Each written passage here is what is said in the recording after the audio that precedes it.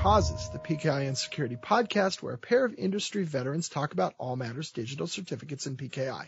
I'm Tim Callan, Chief Compliance Officer at Sectigo, and I'm joined by Jason Soroko, CTO of PKI at Sectigo. How you doing today, Jason? Doing great, Tim. Thanks for having me.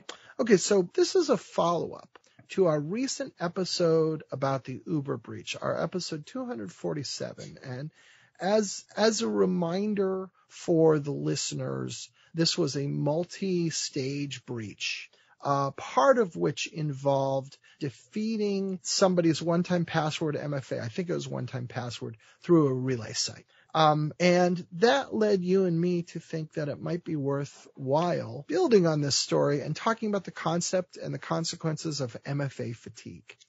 Yeah, thanks, Tim.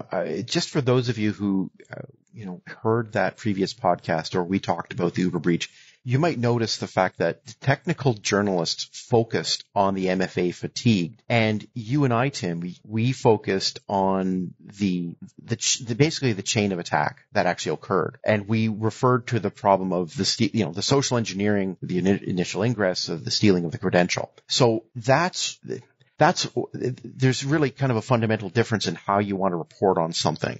My choice, your choice, Tim, was to break out the MFA fatigue into its own podcast, and there's a reason for that. It's because I didn't want to associate it only with the Uber story that was really big at the time. This affects all MFA, and that's the truth. This is the real point I want to make in its own podcast. So think about how many systems you have, Tim, where you are using some form of one-time passcode that's generated by goodness knows what. Could be, an app on your desktop. It could be an app on your mobile device, and you're asked to type in or, copy paste, whatever it is, that one-time passcode right? There's so many one-time passcode form factors that are out there, and they are all basically all vulnerable to this, because the one-time passcode generation is essentially, whenever you are dealing with a system that has some kind of a push notification to say, hey, you're trying to log into this, I need to, please respond with the one-time passcode, or please respond with basically the confirmation of the login.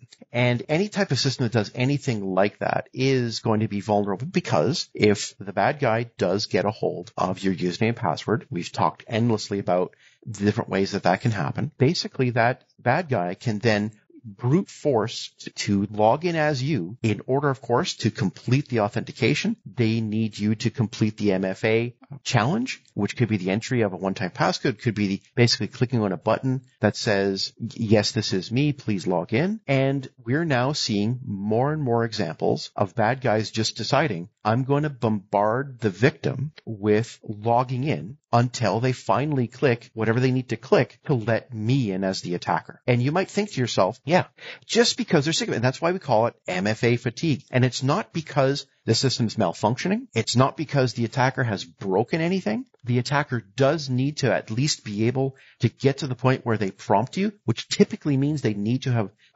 achieved the goal of stealing the credential of your username and password, which is only one half of what they need. The second half of what they need is to have you simply click on the button that has the proper privileges that completes the authentication. I think any of us, Tim, could be vulnerable to that. I think this is the reason why I wanted to call it out on its own podcast, is just to let everybody know. If you start seeing, a surprising prompt, hey, I didn't try to log into this. Well, would I question this every single time? I think, Tim, we see so many one-time password code or MFA prompts. Let's just call it that. MFA prompts in general in our lives.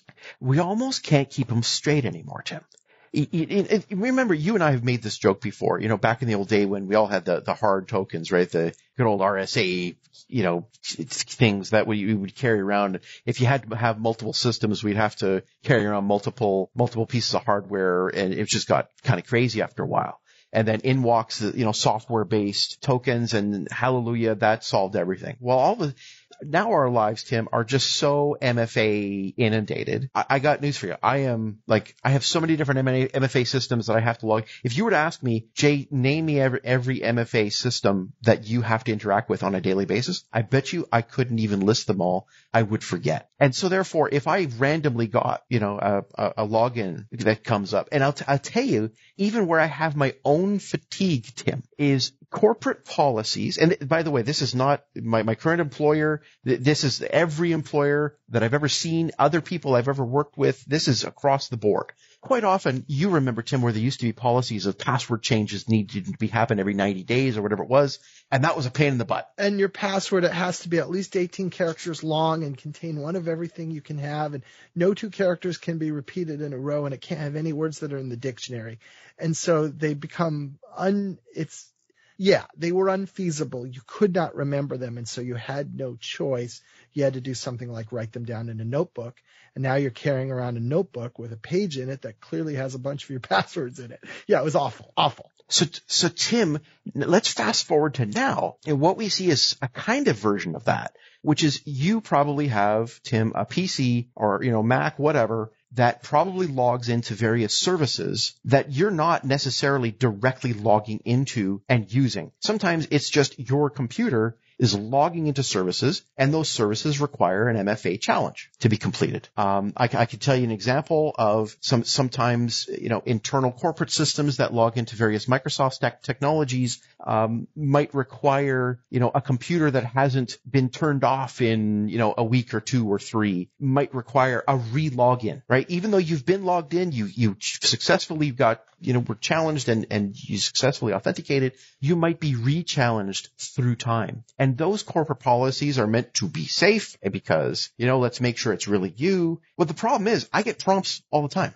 And in other words, Tim, they are I don't know that somebody could probably come up with a better name for this. Unsolicited MFA prompts. Right. You're just doing your business and all of a sudden you're being prompted. And it's not like you said, I'm going to open up this particular application or service and then you get your prompt. You're using it. You're there. And suddenly there's a prompt and I have to solve this prompt or I can't continue using it. So under those circumstances, right, I stop questioning those prompts because there's no contextual information that I can use to tell me this one is real and that one is not. I can tell you that Microsoft Stack of Technologies does that, and it does it mostly because of enterprise, IT corporate policies, but it also happens more in my private world where Apple for a long time, right? Tim, you've seen this. You've worked with Apple products.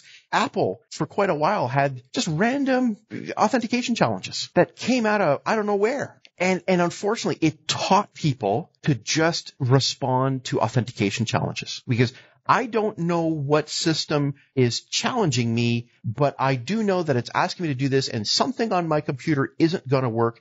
And furthermore, if I just click cancel, I'm probably going to be asked again in 5 minutes. So I'm just going to say yes.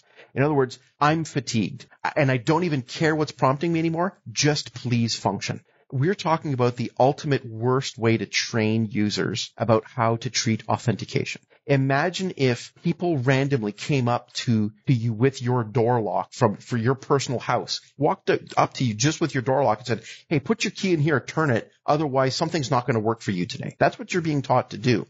Well, at some point, the bad guy, especially with MFA and the ease of stealing using your passwords, you're going to be prompted over and over and over again with some sort of challenge to a legitimate system, and you might not know what system is challenging you. Even if you do know what system is challenging you, you might say to yourself, oh, this must be some kind of IT glitch. I don't really care. I just want these messages to go away. I will accept I will complete the authentication challenge. And guess what? We now have the Uber breach. We now have other breaches that we're hearing about as well, Tim. This is a big issue. Wanted to call it out. I think that's a good one. And, this has been part of a big theme we've had. We've talked about various ways that MFA can be defeated and talked about MFA not being the be all end all that a lot of people seem to think it is. And we've even talked about how when you're overestimating the effectiveness of something like MFA, that itself actually becomes a liability. And I think this is an important next piece in that story, which is this idea of MFA fatigue. That's a great explanation, Jay, and I'm glad we talked about it today. Yeah, thanks a lot, Tim. And I'm glad you brought up that word liability again. I just can't get over, right? We've now gone from it being the savior of username passwords to now articles like from really legitimate technical journalists such as Brian Krebs calling it a corporate liability. Folks, you should pay attention to that. I know how prevalent it is, but there are ways to rethink how we do authentication. And Tim, that's what we try and do in this podcast. That was our episode 245. 245 one-time passcode as a liability. So you can go look at that one too. So, you got it. Jason, thank you very much. Thank you, Tim. This has been Root Causes.